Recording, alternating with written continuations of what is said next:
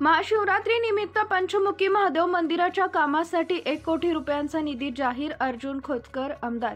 महाशिवरात्री निमित्त दर्शनासाठी आलो असता पंचमुखी महादेव मंदिराच्या कामासाठी 1 कोटी रुपयांचा निधी जाहीर केलाय, असं आमदार अर्जुन खोतकर यांनी जालना नायकशी बोलताना म्हटलंय। महाशिवरात्री पर्व हे आमच्या धर्मात महत्त्वाचे आहे। शिवशंकर हा भक्तांना लवकर प्रसन्न होणारा आणि पाठीमागे उभे राहणारा देवता मानला जातो, त्यामुळे शिवशंकराची आराधना करून फळ जनतेला मिळतं, अशी प्रतिक्रिया देखील अर्जुन खोतकर यांनी दिली आहे।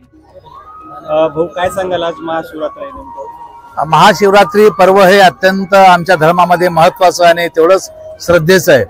आणि आज सर्व महाशिवरात्रीच्या निमित्ताने सर्व जालनेकराला आणि महाराष्ट्रातल्या तमाम जनतेला मी मनापासून या ठिकाणी शुभेच्छा व्यक्त करतो।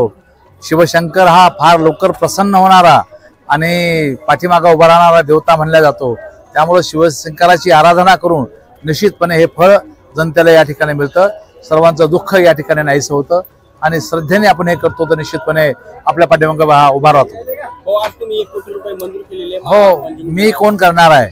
खरं तर देवाने मला इथं बोलवलं आणि आज या ठिकाणी या पंचमुखी महादेव मंदिराच्या नवीन कामासाठी 1 कोटी रुपयाचा निधी मी या ठिकाणी जाहीर केलेला आहे। ट्रस्टीने मला सांगावं त्या ठिकाणी तो खर्च केला जाईल।